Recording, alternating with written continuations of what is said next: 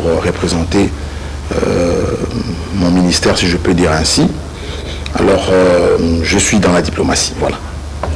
Voilà, Pierre Kachadile Bokassa est dans la diplomatie, c'est son cheval de bataille. Revenons à nos moutons, qui se trouve être le livre que vous avez écrit et que vous avez intitulé « Tribalisme, mode de gestion politique et source de mots, de tous les mots que la société est en train de connaître ». Quelle est la problématique que vous posez ou que pose en fait votre livre? La problématique que pose mon livre, c'est de la lutte. Le combat contre ce que je peux qualifier d'abjection, ce que je peux qualifier de retard que nous connaissons par l'attachement mordicus à certaines valeurs, à certaines pseudo-valeurs. Alors, dans cette même problématique, il y a la recherche. Comme résultante, il y a la recherche d'un environnement apaisé, de mon environnement. Donc, mon environnement en tant que Congolais, en tant qu'Africain, en tant que citoyen du monde. Je voudrais que nous vivions dans un environnement qui est propice à une forme d'élévation de l'homme. Voilà. Alors, parce que tel est l'objectif que vous vous êtes fixé, dites-nous, est-ce qu'il est aisé et facile d'écrire et de publier ici en République démocratique du Congo? Est-ce que les conditions de travail sont réunies et permettent que quelqu'un donne un résultat digne de qualité, digne de ce nom?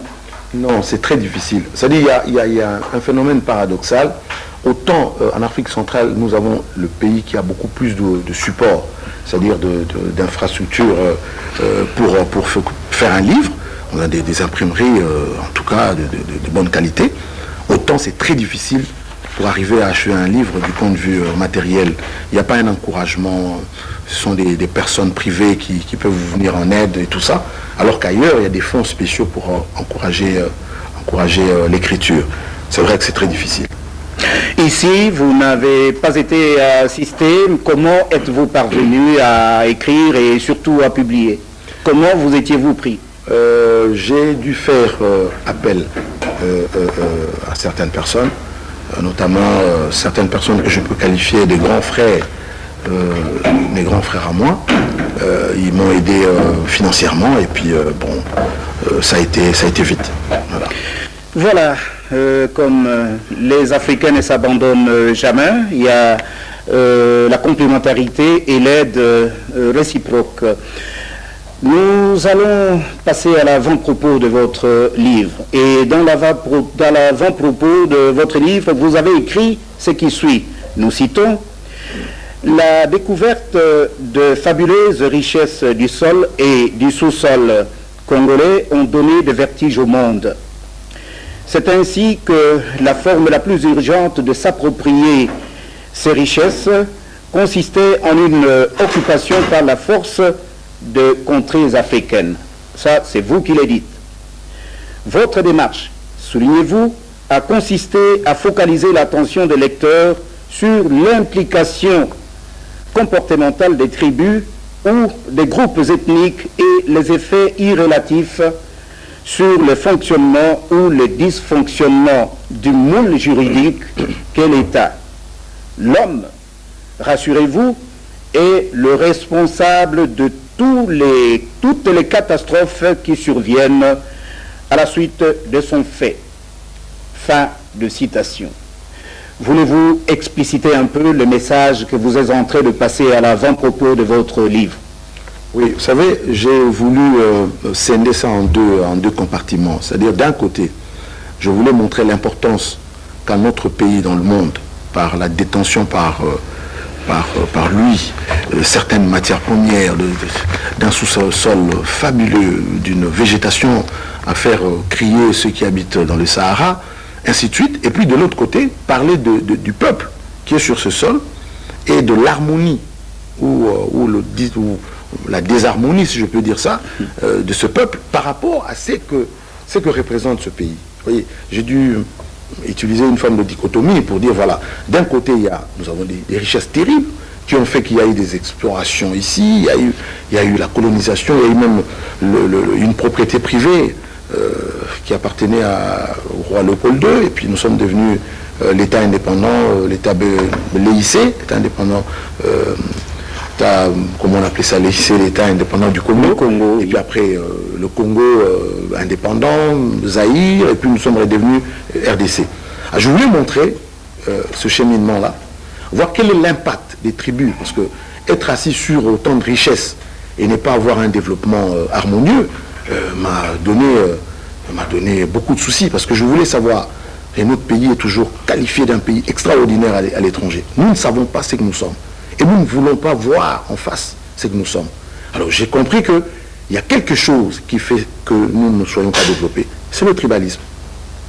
Parce que le modernisme exige assez que nous puissions tenir certaines règles. Et ce sont ces règles-là que nous n'arrivons pas à maîtriser jusqu'aujourd'hui. Oui. En mettant au point ce livre qui parle du tribalisme, vous avez opté pour une construction atypique. Vous avez tout à l'heure fait allusion à une dichotomie. Et cette construction atypique vous a permis d'assurer une élaboration en partie double.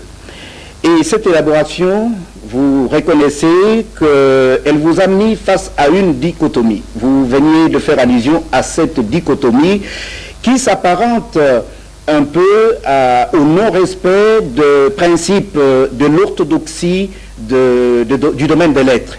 D'où était venue cette dichotomie et pourquoi vous étiez-vous exposé en acceptant de travailler à l'encontre des principes du domaine des lettres? Oui, c'est parce que, bon, en fait, ça a évolué. Hein. Je peux reconnaître qu'il y a eu une évolution.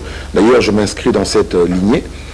Bon, vous savez, un livre scientifique, c'est-à-dire là, on pose des principes. On fait des démonstrations, parfois à base d'axiomes et qu'on sort.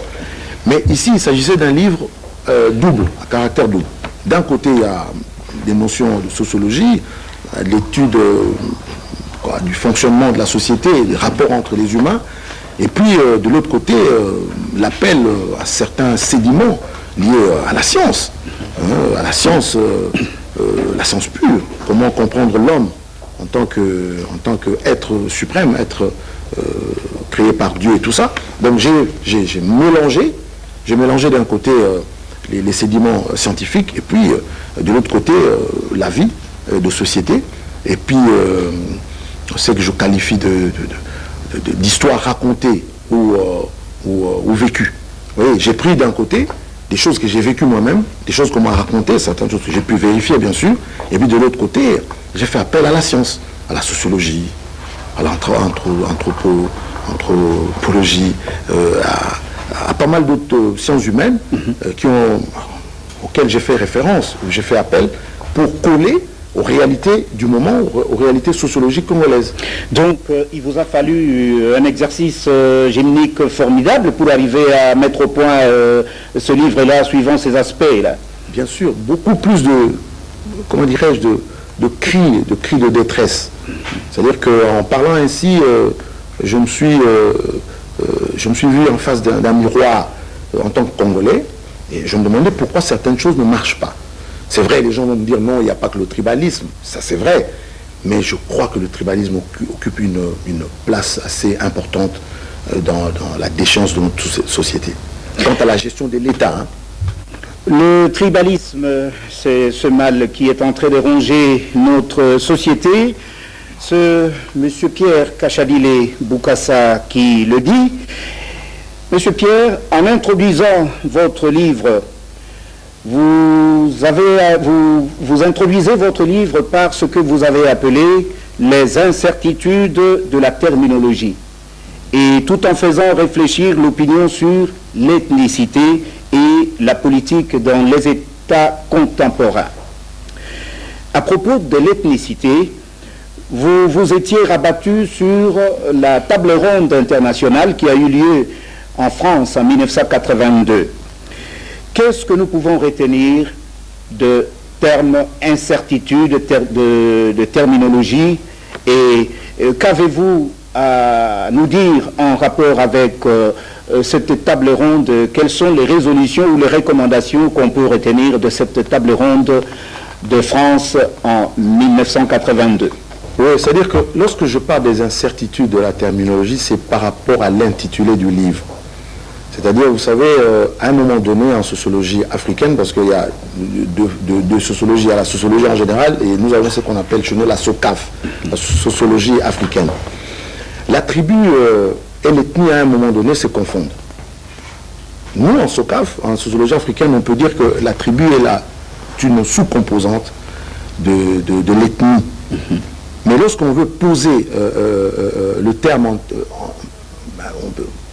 dans le sens doctrinal de la chose, on va voir que l'ethnie et la tribu se confondent. Simplement pour dire que c'est un groupe de personnes qui vivent dans une unicité politique, linguistique et culturelle. On retrouve la même définition pour la tribu que pour l'ethnie. Mais chez nous en Afrique, l'ethnie paraît plus grande que la tribu. Donc vous voyez les difficultés, les incertitudes de l'appellation. Dans la terminologie, oui, exact. Voilà. Et puis en plus, lorsque vous parlez de la table ronde, c'est là où les chercheurs, surtout M. Gérard Prunier, qui a fait une classification avec 3 approches. Oui. Pardon, excusez-moi, nous nous sommes retrouvés dans la 3e poche, si je peux dire ça, où on a classé une société qui n'a pas de classe, sociale. Est-ce que vous pouvez nous rafraîchir un peu la mémoire en nous citant, même brièvement, les 3 axes d'approche? Bon, il faut dire que la première approche, c'était celle qui montrait l'impact de l'ethnie dans la politique. Politique dans la gestion de l'État.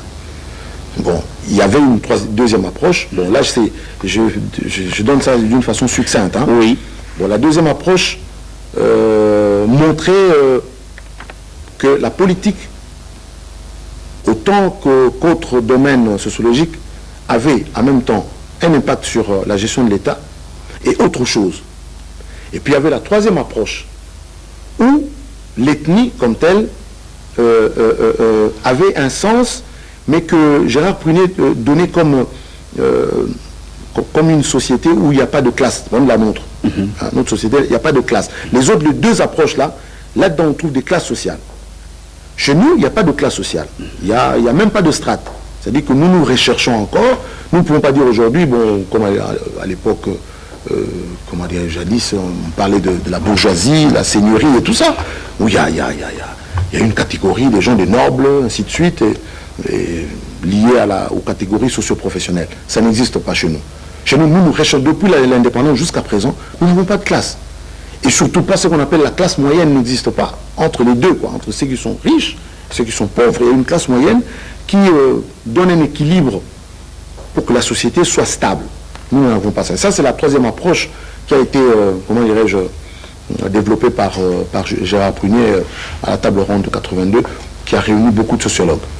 Monsieur Pierre Kachadile, toujours en rapport avec cette 3e approche, quelque part, cette approche dit que l'ethnie a été utilisée comme instrument d'action politique.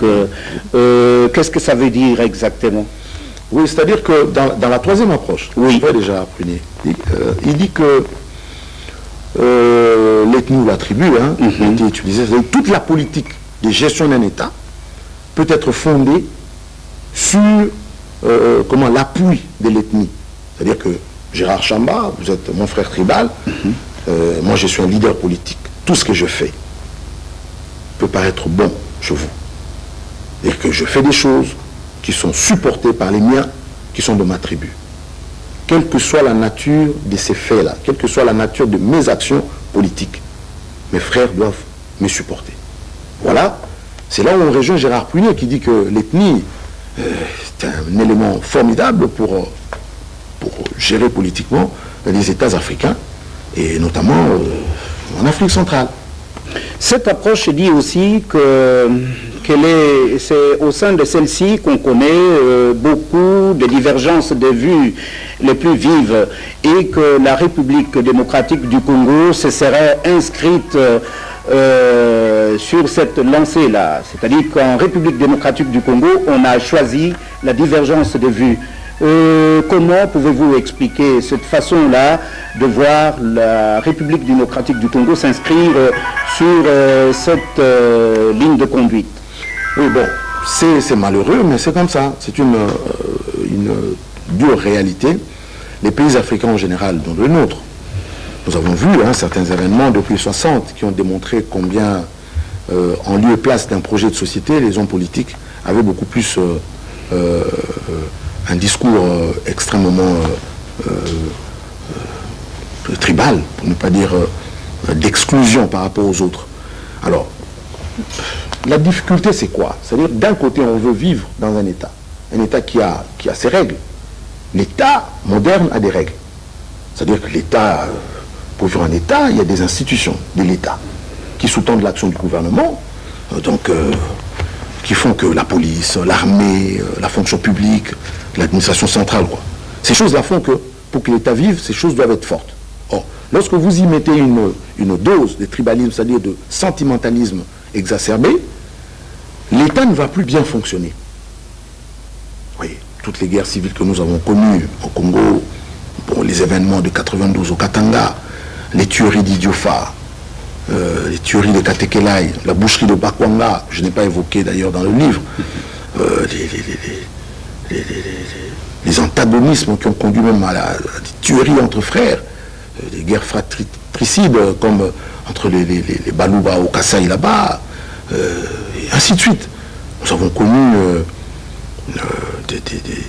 des choses affreuses dans ce pays. La rébellion, on les liste à l'époque, ainsi de suite. Toutes ces choses-là, si vous regardez très bien, vous allez voir qu'il y a un soubassement lié à une appartenance culturelle.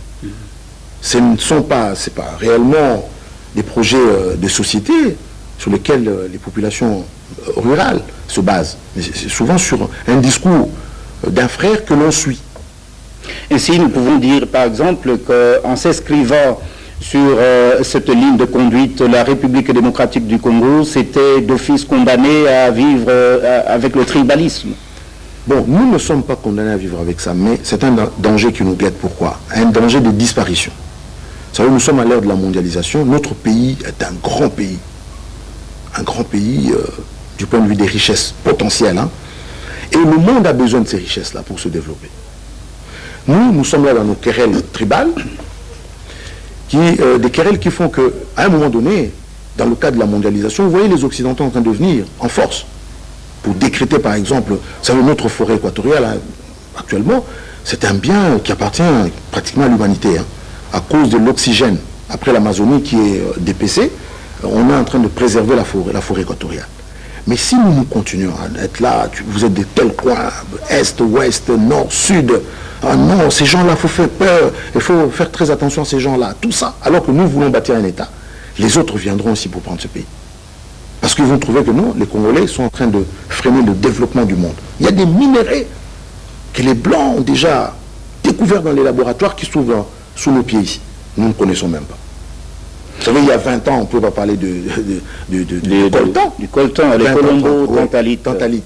Mais subitement, colombo-tantalites. Ils savaient dans les labos qu'il y en avait ici.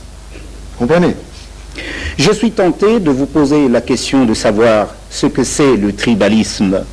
Et j'ajoute, est-ce que le fait de s'attacher à sa tribu peut être un crime? Sur base de quels éléments, M. Pierre Kachadilé, arrivez-vous à trouver, parce que vous le dites dans votre livre, que le tribalisme, comment arrivez-vous à trouver que le tribalisme est une espèce de doctrine nébuleuse aux contours mal tracés? Qu'est-ce que cela veut dire? Et en quoi une réalité sociologique qui confère une identité, une valeur ou des valeurs identitaires à une tribu ou à une communauté d'êtres humains, cette sociologie-là ou cette valeur-là peut-elle être un crime ou un danger public?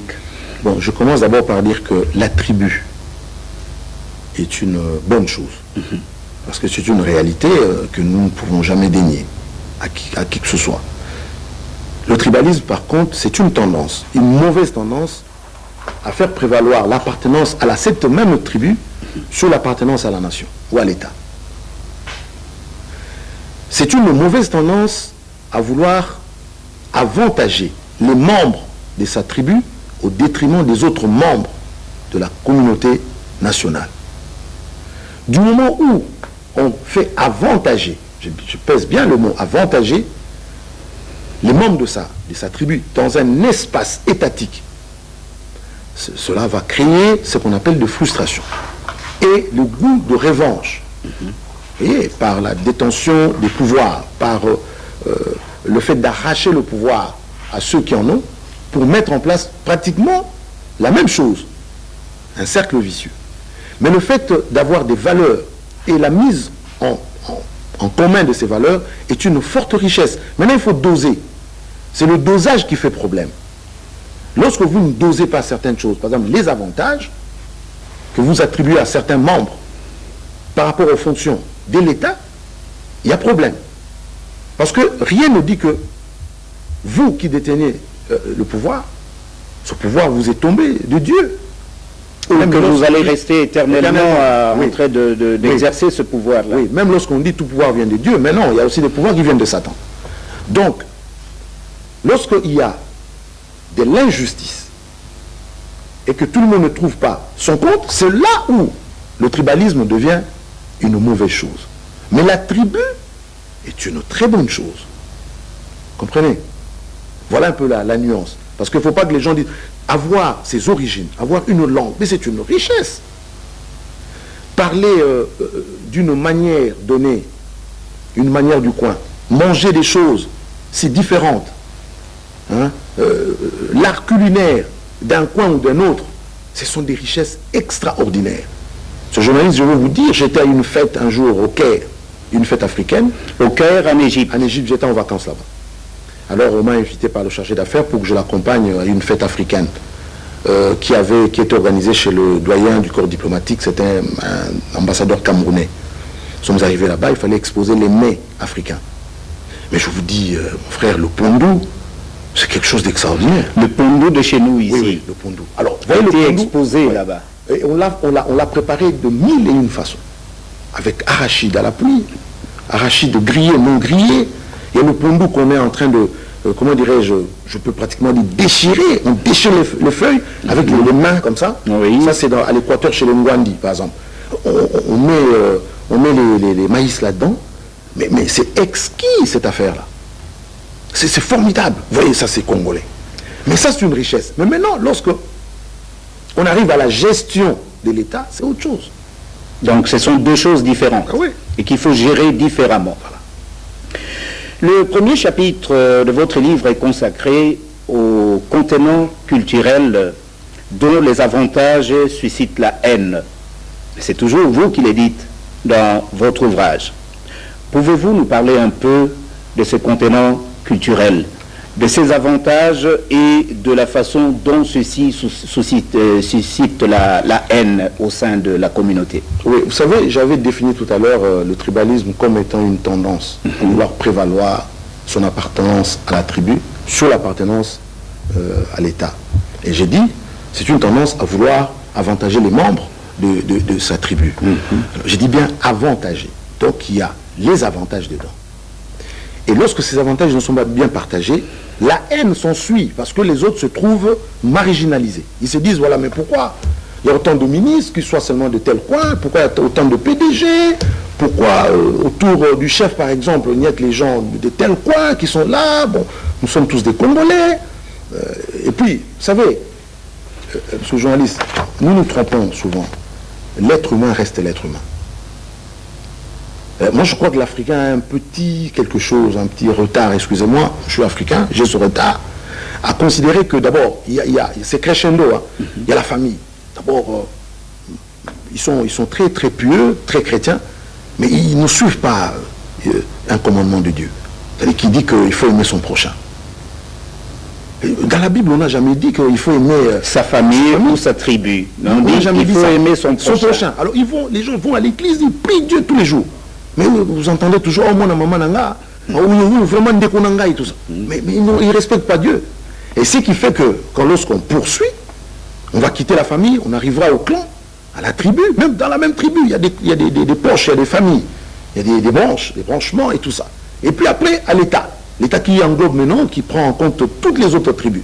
Vous voyez, quel risque de frustrer ceux qui ne se retrouvent pas. Vous voyez, c'est là le grand problème. Vous voyez, et puis les gens se trompent. Le plus grand fidèle, l'homme fidèle, n'est pas nécessairement un homme de votre tribu. Ça, c'est faux. En politique, c'est faux.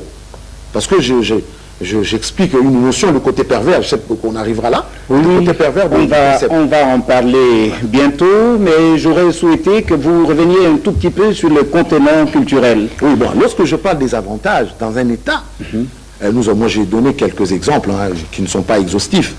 Il y a par exemple l'administration publique. Vous savez, notre administration publique actuelle, dans l'état où elle se trouve, est dirigée par rapport à une loi, la loi du 17 juillet 81. Et cette loi énonce les principes et certains critères pour accéder dans la fonction publique. Mais qu'est-ce que nous remarquons? Et la fonction publique dans le monde, c'est pourquoi le pays a des difficultés, doit regorger des technocrates, des experts de chaque domaine, de chaque département ministériel. Et pour devenir, comment dirais-je, fonctionnaire, il y a des critères. Il y a par exemple la détention des titres. Il faut vraiment le mériter. Voilà. Il faut passer un concours. Vous savez que dans notre pays, il n'y a jamais eu de concours. C'est parce que quelque part, dans le fond tribaliste du Congolais, il a peur que les siens ne se retrouvent pas. On a laissé la porte ouverte. Ceux qui ont les commandes en main, alors ils ont fait rentrer les leurs à profusion et à tour de rôle. Parce qu'aujourd'hui, si c'est quelqu'un de l'Est qui est venu, vous allez remarquer que bon, il y aura les arrêtés ministériels vont avoir une tendance, une connotation un peu des gens de chez lui. Si c'est quelqu'un du centre ou de l'Ouest. Et tout ça, c'est l'institution fonction publique qui paye. Ouais. Or, si la fonction publique ne se focalise que sur la compétence et le mérite, tout le monde va se retrouver. Même ceux-là qui se disent que nous ne sommes pas représentés. Vous voyez, c'est la compétence. Parce que quelqu'un qui est compétent, qui a le mérite, ne travaillera que sur certaines bases objectives. Il va, quand c'est un droit, vous aurez votre droit. Il va traiter un dossier, fermant les yeux, les éléments sont là, il traite nos éléments. Mais lorsque ça devient une histoire des tribus, tout ça, géopolitique, il faut qu'il y ait tel nombre de gens, alors cette guéguerre de surveiller l'autre, parce que il fait de l'injustice ou il a fait ceci, perd le temps à l'élévation de l'administration et à l'efficacité au rendement. Et puis, il faut dire aussi, il faut que toutes les conditions soient égales par ailleurs. Vous savez, les ethnies, autant elles sont différentes, autant elles ont des points positifs différents ou négatifs. Tous les points ne sont pas les mêmes. Vous allez trouver, par exemple, une tribu qui a tendance, par exemple, à gérer les conflits d'une façon ou d'une autre. Une façon démocratique. Mais il y a d'autres tribus où c'est le plus jeune, par exemple, qui a toujours tort. Même s'il a raison, on lui dit toujours qu'il a tort et qu'il doit se taire. Et toi. Il y a des ethnies où on ne voit pas ça. On met tout le monde sur le même pied d'égalité. Donc il y a des différences comme ça. Alors, si tout le monde veut se retrouver au même moment dans l'administration comme ça, il y aura des problèmes. Parce que vous savez, les Belges nous avaient beaucoup étudié. Ils avaient beaucoup étudié les tribus. Ils avaient même classifié ces tribus-là. Il y a des emplois qu'on ne donnait pas à certaines tribus. Je sais que c'est une discrimination. Mais une discrimination objective. Ils avaient déjà bien étudié. Oui, une discrimination objective. C'est-à-dire que, si vous remarquez dans les finances publiques, on trouvait les gens d'une certaine province. C'était les Bakongos. Parce qu'ils avaient un peu la peur de l'opprobre rigoureux. Voilà. Ils avaient souvent la preuve, plutôt la peur de l'opprobre. C'est-à-dire que qu'on puisse l'attraper, c'était très grave chez eux. L'attraper en train de voler, tout ça, c'est toute la famille qui est disqualifiée. Mais dans d'autres tribus, on s'en fout. Il y a des tribus, bon, qu'est-ce que ça fait au Sani? Les amis Soumakasi, par exemple. Donc voler ne leur disait rien du tout. C'est pas tellement grave. Il y a d'autres tribus, par exemple, la même tribu où on trouvait que bon, prendre quelque chose qui appartenait à tout le monde, c'est pas grave. On trouvait que c'était des gens qui étaient très valables là où on avait besoin d'une discipline de fer, par exemple dans l'armée. Et là, on les dirigeait facilement là-bas pour qu'ils mettent la discipline. Là où on n'a rien à voir avec l'argent. Il dit voilà, ici c'est la discipline. Quand on te dit de faire ça, vous faites ça. Et les Belges avaient étudié, bon, ces gens-là sont bons pour tel secteur. On va dans la magistrature et puis dans l'enseignement, des tribus, certaines tribus. Je ne dis pas que c'est figé, ça peut évoluer avec le temps et tout ça. Alors, mais nous, maintenant, nous ne tenons plus compte de ça. Et puis, je ne veux pas aller loin. On a vu ces désordres même dans l'enseignement. On n'a pas une carte scolaire dans ce pays. Les promoteurs privés, par exemple, lorsqu'ils ils veulent ouvrir des écoles, on ne leur impose pas, comme ce fut le temps à l'époque coloniale, dans tel coin du pays, on a besoin de telle formation, parce que telle tribu a une propension à faire telle chose. Oui. Mais non, bon, les gens, bon, ils ouvrent des écoles comme ça, hein. Ils ne savent pas étudier la carte dans le pays. Vous voyez? Donc c'est pour dire que nous voulons la représentativité tout azimut, mais nous ne tenons pas compte de certaines facultés, physiques de telle ou telle tribu ou ethnie. Monsieur Pierre Kachalilé, vous faites un constat et je veux vous demander si ce constat-là est fondé, et c'est à travers cette citation que je tire de la page 21, où vous dites que la République démocratique du Congo représente l'échantillon du pays qui ne possède pas de politique de création d'emplois, ni la culture du paiement d'un salaire qui tient compte du coût de la vie. La rémunération formelle qui confère une dignité au travail a perdu tout son sens. Dans cette ambiance infernale, les rares places existantes ne sont ni protégées, ni incorporées dans un plan d'études prévisionnelles qui intègre l'évolution démographique de la population. Et vous avez ciblé la fonction publique, vous veniez d'en parler, l'armée, la police et la diplomatie. Votre domaine est cela comme domaine de prédilection du tribalisme. Vous avez déjà parlé de la fonction publique. Est-ce que ce tribalisme, on le retrouve aussi dans l'armée, dans la diplomatie? Est-ce que le constat que vous faites ici est vraiment fondé? Bien sûr, c'est dans tous les domaines. D'ailleurs, l'armée, c'est plausible dans la mesure où c'est l'instrument du pouvoir, c'est l'instrument des régimes en Afrique. Et toujours dans l'erreur que commettent les Africains, ils pensent par exemple que moi je suis chef quelque part, donc je vais m'entourer des gens qui sont des chez moi et tout ça, ils vont me protéger. L'histoire nous a démontré le contraire. Je crois qu'en dernière minute, le maréchal Mobutu, dans le livre écrit par M. Honoré Ngwanda, il y a un passage où le maréchal s'est exclamé « Honoré, même tel général m'a trahi ». Donc c'est pour dire quoi? Et pourtant, c'était des généraux qui étaient à son service. La même ethnie. Et il avait, le président de la République avait confiance. C'est une grande erreur. Vous savez, l'appartenance aux mêmes valeurs culturelles peut être aussi un élément de destruction de l'organisation en place. Parce que vous savez, le frère tribal, il n'a pas peur de certaines choses. Il se dit, bon, on n'a rien. Oui. Et c'est le laisser aller, voilà. Le désordre. Les plus grands fidèles, en politique même, dans certaines cours de rois en France, n'étaient pas les gens du coin. On allait les chercher très loin. On les appelait les fous du roi, les trucs comme ça. Parce que ces gens-là, ils se disent quoi? Ils se disent, au-delà de ma compétence ou du travail que je dois faire à la satisfaction de mon chef, je n'ai pas d'autres appuis. Et ce monsieur va bien travailler. Vous voyez, dans l'armée, c'est normal, parce que l'engouement pour une population à rejoindre un secteur de la vie nationale tient compte souvent de la présence d'un frère de tribu quelque part. Mm-hmm. Donc chef de peloton, chef de brigade, chef de division, je ne sais pas quoi, ou chef de l'armée. Vous voyez, ça mène les gens par effet pour parler d'une forme de singerie, excuse-moi, c'est une expression, donc singer quelqu'un. Donc les gens vont là-bas. Et les Congolais sont des spécialistes pour la copie. Nous copions beaucoup.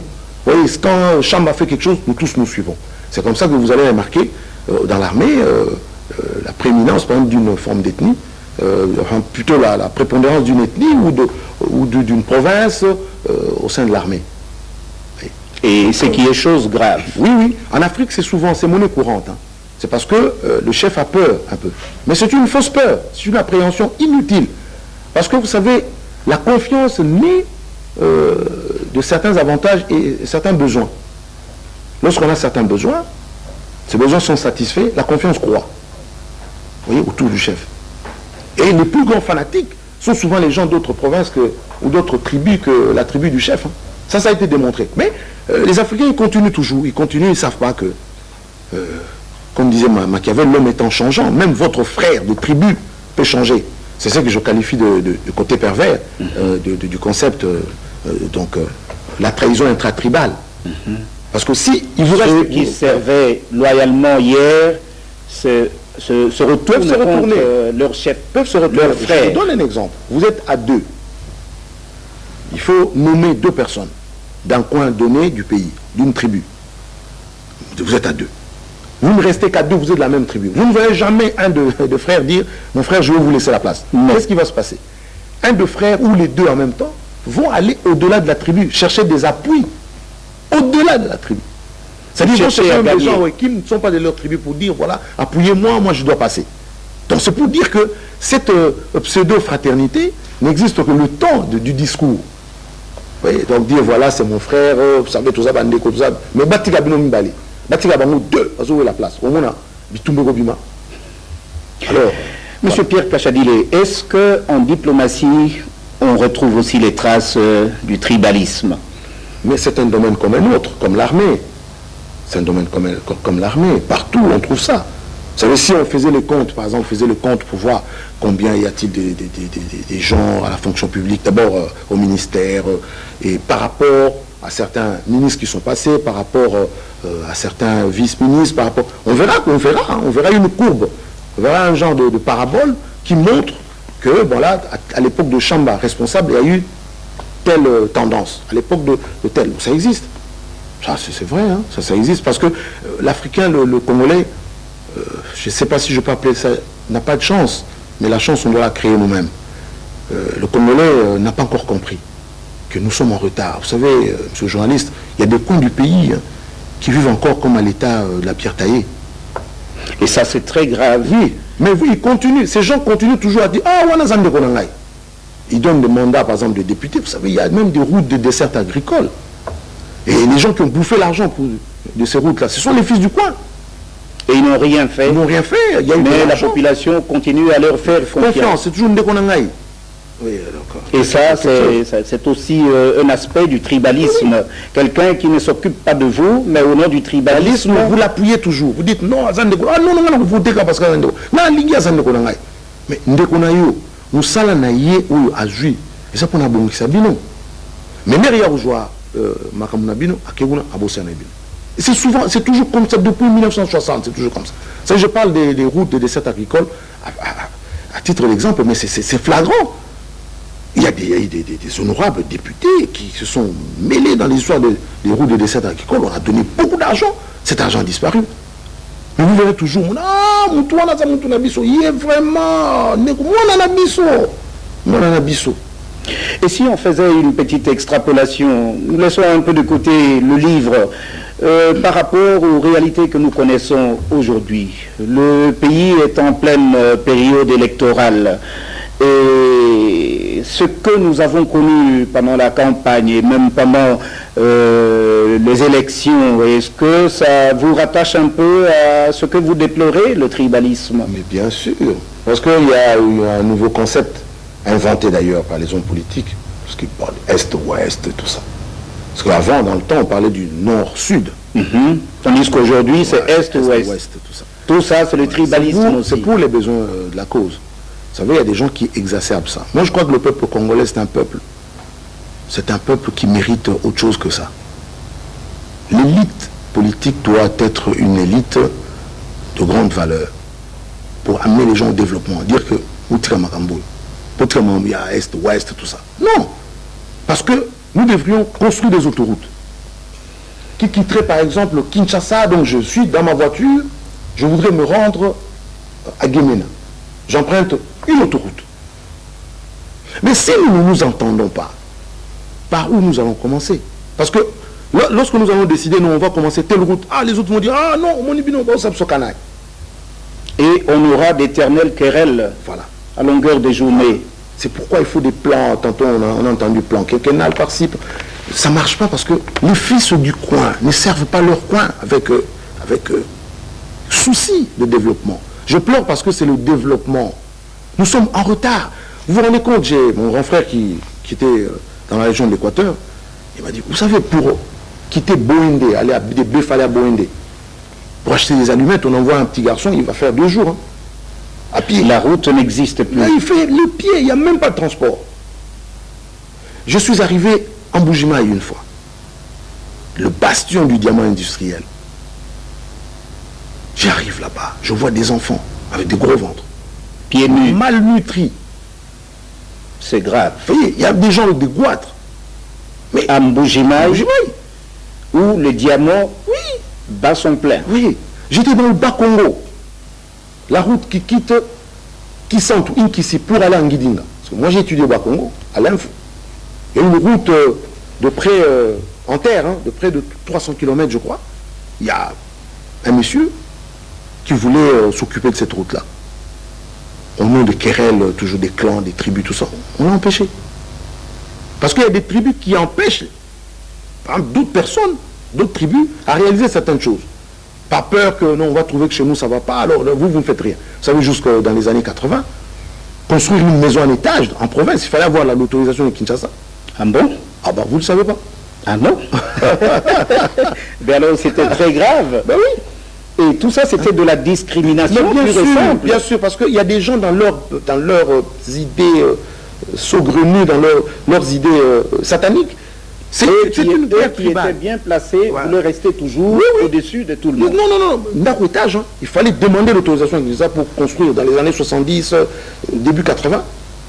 Les maisons en étage, vous faites 4 étages, 5 étages, vous devez avoir la permission de Kin. Hein.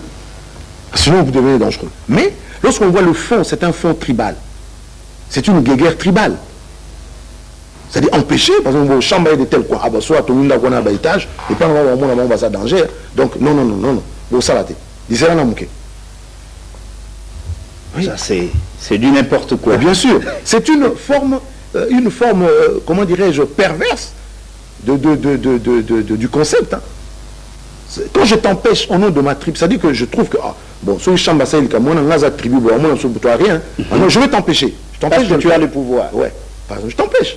C'est du tribalisme.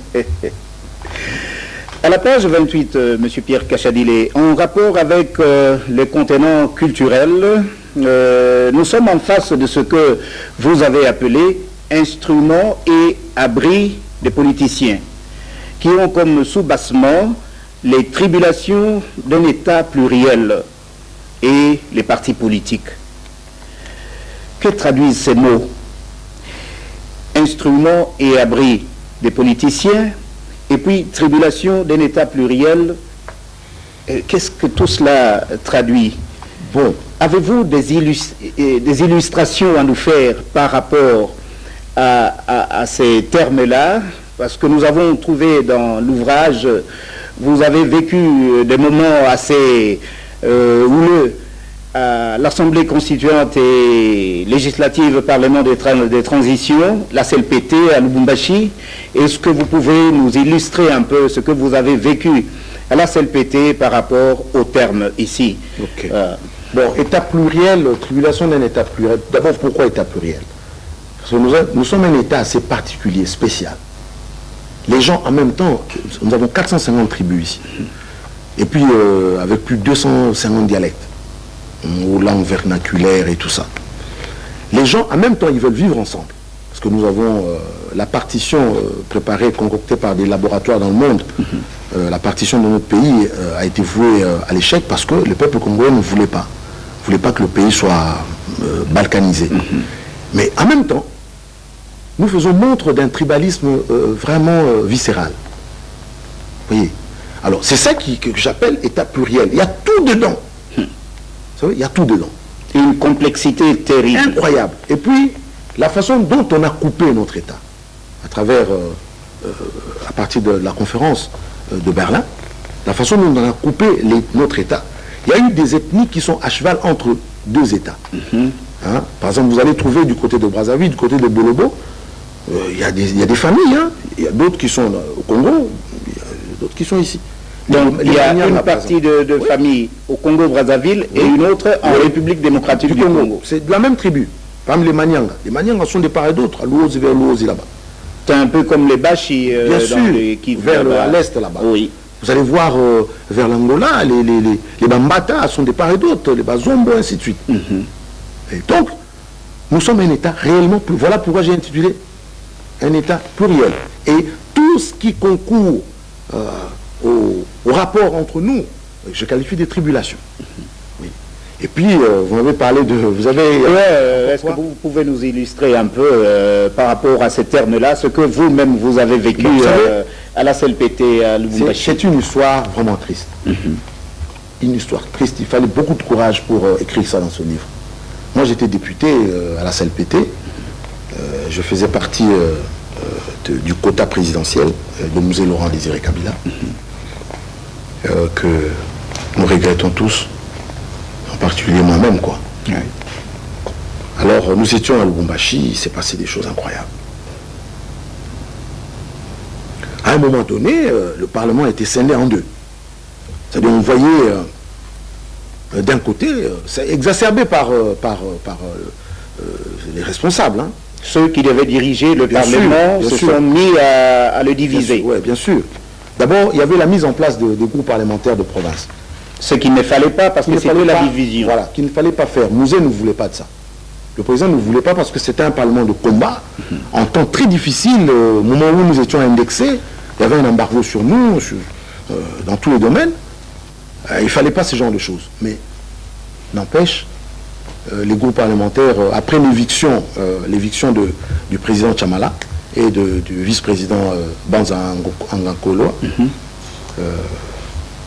il y a eu quand même l'installation de ce groupe. Vous voyez comment les Africains, les Congolais, veulent toujours se retrouver. Et je poserai la question, d'ailleurs dans la version qui va suivre celle-ci, je vais poser la question, qu'on me demande les biens fondés de ce groupe. Voilà. J'ai jamais vu les biens fondés. Par contre, les groupes, les commissions classiques du Parlement, on a abattu un travail scientifique. Il y a des lois qui nous régissent jusqu'à présent, qui ont été adoptées, votées, à la CLPT, notamment le Code des investissements, le Code forestier, la loi, plutôt la loi sur les réfugiés, parce que nous, on n'avait pas une loi qui gérait les réfugiés, c'est l'HCR qui faisait ça seul. On a une loi, on a un cadre juridique actuellement. Il y a pas mal de choses comme ça qu'on a pu faire là-bas. Mais je voudrais comprendre le bien fondé des groupes parlementaires des provinces. Mais rien du tout.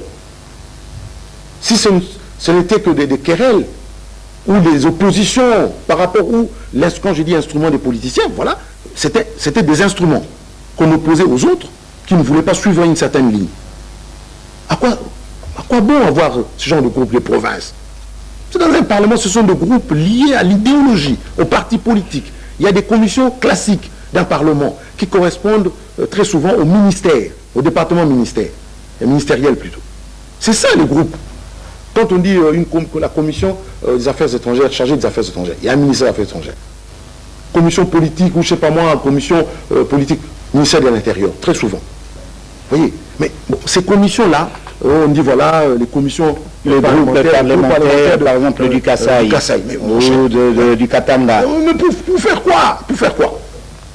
Nous avons été frappés par une petite histoire que vous avez racontée autour de la loi sur le SMIC. Oui.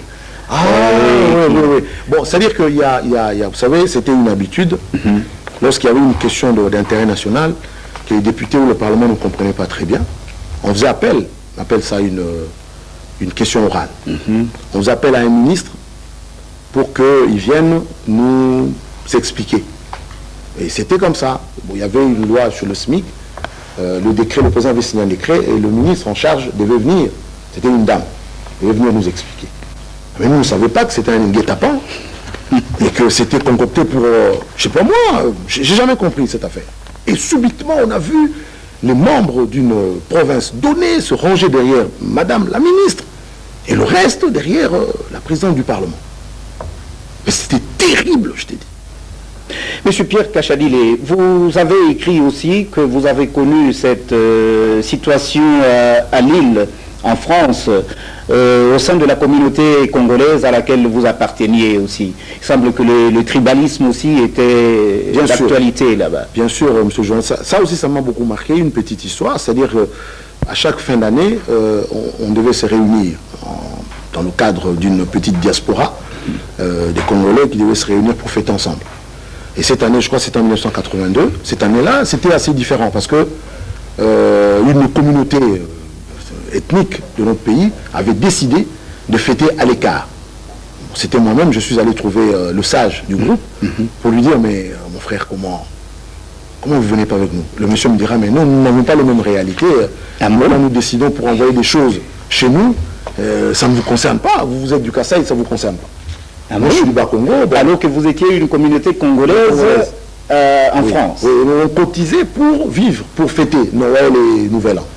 Alors, je lui posais la question, mais qu'est-ce que vous faites de spécial comme ça qui ne peut pas m'intéresser? Il dit non, par exemple, nous avons décidé d'envoyer des stylos chez nous au village et ça ne vous concerne pas. J'ai dit, mais non, ça peut me concerner parce que lorsque nous faisons des actions en faveur d'enfants ici en détresse, qui sont malades, qui souffrent de certaines maladies incurables et tout ça, mais nous, les Congolais, nous contribuons.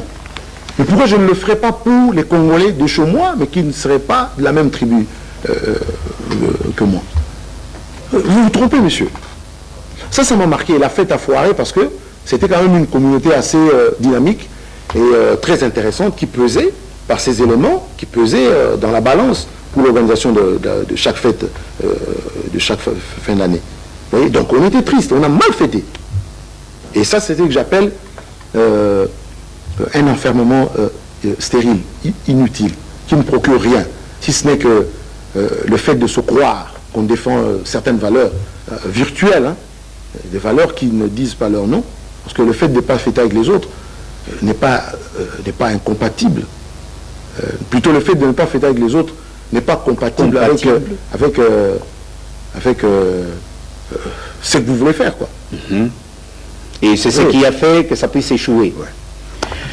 Voilà, nous avançons lentement mais sûrement vers la fin de notre émission.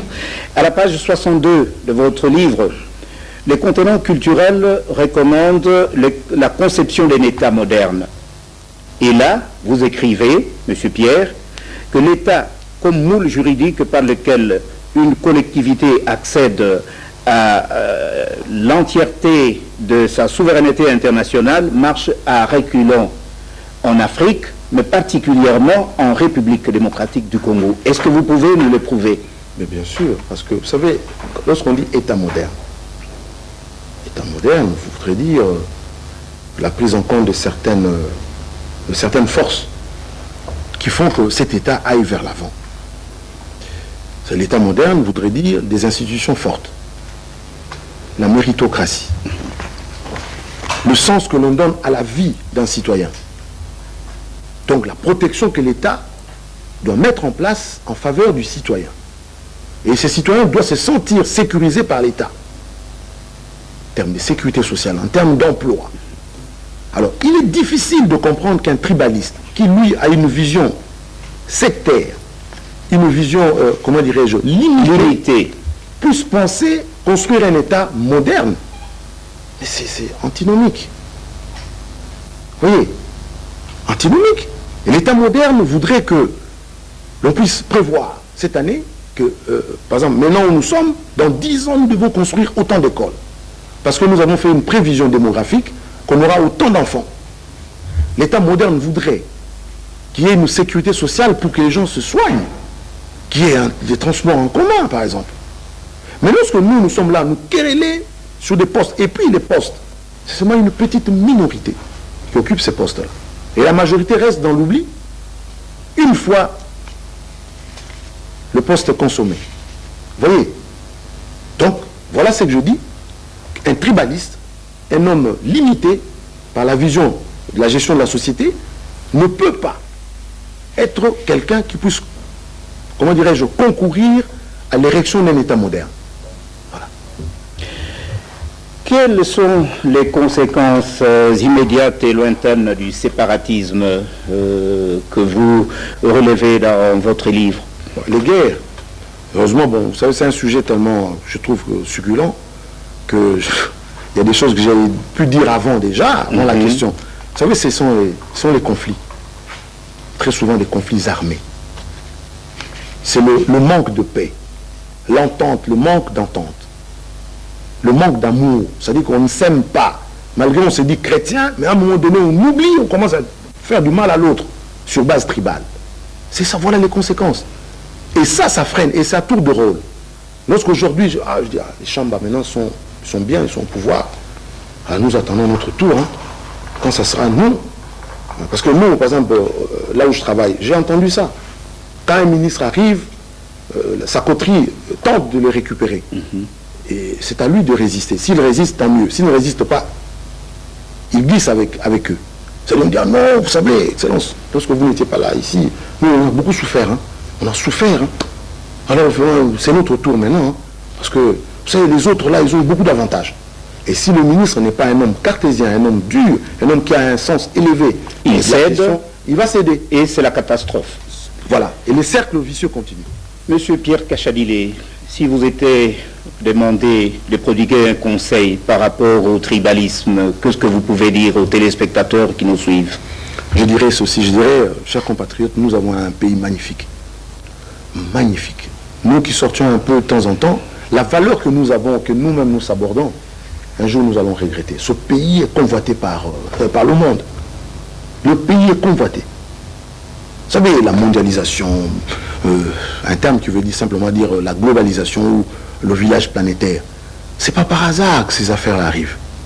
C'est pour que le monde s'approprie de certaines richesses que nous avons et que nous empêchons à ce que le monde puisse entrer en contact avec ces richesses pour le développement du monde. C'est vrai, je ne suis pas contre que le monde entre en possession de ces richesses, mais je voudrais que nous trouvions notre compte là-dedans. Mais si nous continuons, nous, à ne pas savoir où nous devons aller, où le monde va, nous sommes dans des querelles de positionnement tribal, ethnique ou provincial. Je crois qu'un jour, vous savez, nous serons des locataires ici. Voilà, mesdames et messieurs, nous risquons d'être des locataires parce que le tribalisme est un véritable danger public. C'est par ici que s'arrête Libre Opinion aujourd'hui. Nous vous remercions et remercions M. Pierre Kachadile qui nous a accordé son temps précieux. Nous vous fixons rendez-vous à la prochaine.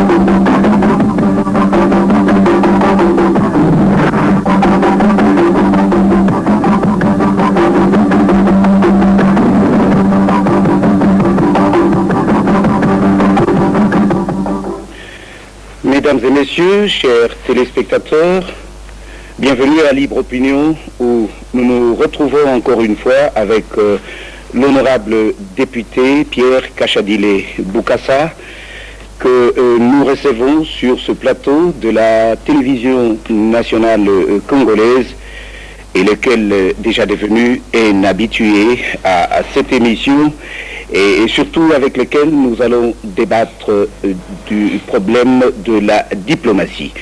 Honorable Pierre Kachadile, bonsoir. Bonsoir, monsieur. Et soyez la bienvenue parmi nous à Libre Opinion. Honorable, notre thème de ce soir s'intitule « La diplomatie », disent les spécialistes, est un mécanisme grâce auquel une nation s'ajuste au monde. Cela a-t-il été le cas pour la République démocratique du Congo, dont la diplomatie semble être en perpétuel dépérissement? C'est autour de ce thème-là, honorable Kachadile, que nous allons focaliser toute notre attention. Mais permettez-moi de commencer quelque part. Et c'est par vous dire, honorable, que l'ACLPT, entendez ici, et l'Assemblée constituante et législative, Parlement de transition, a déjà vécu, et vous faisiez partie de ce Parlement. Vous avez été, vous personnellement, déclaré non partant, c'est-à-dire que vous n'avez pas été retenu dans l'équipe qui a été acceptée dans la nouvelle Assemblée nationale. Est-ce que vous pouvez nous traduire les sentiments qui vous animent maintenant? Est-ce que nous pouvons continuer à vous appeler honorable député? Ou alors est-ce que le ciel se refermait brutalement devant vous et amenant avec lui tout l'avenir? Merci beaucoup, monsieur le journaliste, pour la question et l'invitation de ce jour. Pour répondre à votre question, je dirais que le ciel ne m'est pas tombé sur la tête parce que je ne suis pas né député, je suis devenu député, et que mon sentiment est un sentiment un peu mitigé, hein, je voudrais être un peu franc, par le fait que d'un côté, il y a la satisfaction totale d'avoir accompli un mandat de 3 ans et puis avoir acquis une expérience notable dans le domaine qui est le mien. J'étais rapporteur d'une très grande commission chargée des affaires étrangères, dont le correspondant un peu de mon ministère d'attache. Et puis j'ai rencontré des gens de haute facture, des gens intelligents, pratiquement des érudits. Hein. Certaines personnes m'ont beaucoup épaté dans les domaines divers. Mais de l'autre côté, je dirais que je suis un peu triste parce que c'est la façon avec laquelle nous avons procédé à l'atterrissage. Je considère la CLPT comme un avion et que l'atterrissage doit se faire souvent en douce. Mais l'atterrissage n'a pas été en douce parce que, bon, des promesses non tenues, la moindre considération et ainsi de suite, on fait qu'en tant qu'humain, quelque part, on a un peu mal. Mais je voudrais m'arrêter là pour dire que la vie ne s'arrête pas là et l'expérience continue. Et est-ce que nous avons le droit de continuer à vous appeler honorable député? Oh, bien sûr, il y a le concept de l'honorariat, il y a le fait que lorsque je me base sur la Constitution de transition, dans son article 200, il est dit que, d'ailleurs, dans la période qui nous concerne maintenant, il est dit que les institutions qui proviennent du décret-loi numéro 003 de 1997 ne cesseront de fonctionner qu'à l'installation effective des nouvelles institutions. Alors, cette brèche me permet, même au-delà, de me considérer toujours honorable. Voilà, cela n'a été qu'une brèche, honorable Pierre Kachadilé. Notre thème, c'est la diplomatie qui se trouve être votre thème de prédilection. Ça, nous l'avons vécu pendant que vous étiez au Parlement. Mais qu'est-ce qui peut bien justifier votre obsession? Passez-nous les termes vis-à-vis de la diplomatie. Vous savez, il y a des choses pour lesquelles la vie, ou par lesquelles la vie trouve son sens. Moi, je crois que ma vie ne trouverait de sens que lorsque j'aurai accompli ou j'aurai parfait ma carrière. Je suis de la carrière dite diplomatique, donc je relève d'un ministère, je suis fonctionnaire de l'État avec numéro matricule, donc admis sous statut. J'ai eu, si je peux appeler cette obsession positive de la diplomatie, d'abord en famille. On aura peut-être le temps de développer cela. Et puis après, mes expériences personnelles, les voyages, les innombrables voyages que j'ai pu effectuer en tant que fils de diplomate et en tant que moi-même, acteur politique de ce pays, tout ça m'a amené à voir que les relations entre États avaient une importance telle que ces relations peuvent influer sur des relations du type privé. Alors, j'ai une obsession. Je trouve que la diplomatie est un domaine de haut prestige, de solennité, où il y a des gens qui ont un comportement bien défini. C'est un monde à part. C'est un monde où il y a un langage, il y a des codes, il y a une façon de voir les choses, d'analyser. Il y a un langage châtié. Il y a pas mal de choses qui font que c'est un monde qui donne envie à beaucoup. Mais il faudrait encore avoir les arguties nécessaires pour pouvoir aborder ce domaine. Voilà pourquoi j'aime beaucoup la diplomatie. Mais alors, parce que vous aimez la diplomatie, qu'est-ce que l'on peut bien entendre par le terme diplomatie, honorable Pierre Kachadilé? Bon, là, je voudrais prendre une définition qui ne rentre pas dans la querelle des écoles. Je dirais simplement que la diplomatie est une branche de la science politique. Parce qu'on entend par science politique la science, cette science que Machiavel avait inventée, la science de l'État, la science du pouvoir. Alors, donc, je dirais que la diplomatie est une branche de la science politique qui consacre la défense des intérêts d'un État par rapport à un autre État ou par rapport à un groupe d'États ou organisation internationale. Et pour justifier cela, il y a ce qu'on appelle l'échange. On aura le temps peut-être dans le corps de l'émission de développer cela. La diplomatie, c'est la représentativité par excellence. Hein, c'est la défense des intérêts. On peut même aller jusqu'à parler de la politique étrangère, qui est un terme aujourd'hui réservé aux puissances, parce qu'il y a l'émergence de la puissance et de la force. Hein, c'est comme disait l'américain James Roseno, hein, c'est ce qu'on appelle l'effort pour une société nationale, hein, de contrôler son environnement extérieur par la préservation des situations favorables et la transformation des situations défavorables. Vous voyez, c'est ça. Donc la diplomatie, c'est tout ça. C'est souvent voir la projection de votre État à l'extérieur et en tirer le plus grand bien et le maximum de profit. Voilà, c'est vrai, la diplomatie est un domaine assez complexe. Et alors, si vous pouvez bien avoir l'amabilité, honorable Pierre Kachadilé, de nous parler un peu de l'organisation sur le plan mondial de la diplomatie. Est-ce qu'il y a de principes bien établis et qui permettent d'organiser ces domaines assez complexes? Bien sûr, hein, mais je ne voudrais pas prendre le cadre historique parce que cela remonte au Moyen-Âge. Je ne voudrais pas aller jusque-là, de peur de nous perdre dans les conjectures. Je voudrais simplement dire que le droit des relations diplomatiques a été récemment codifié. Hein. 2 conférences ont été réunies à Vienne sous l'égide de l'ONU et ont adopté 2 grands textes. Il s'agit d'abord, c'était le 18 avril, je crois, 1961, il y a eu ce qu'on appelle la Convention de Vienne sur les relations diplomatiques, qui est entrée en vigueur, je crois, 3 ans après, donc en 1964, et après la 22e ratification. Vous savez, cette convention a lié à l'origine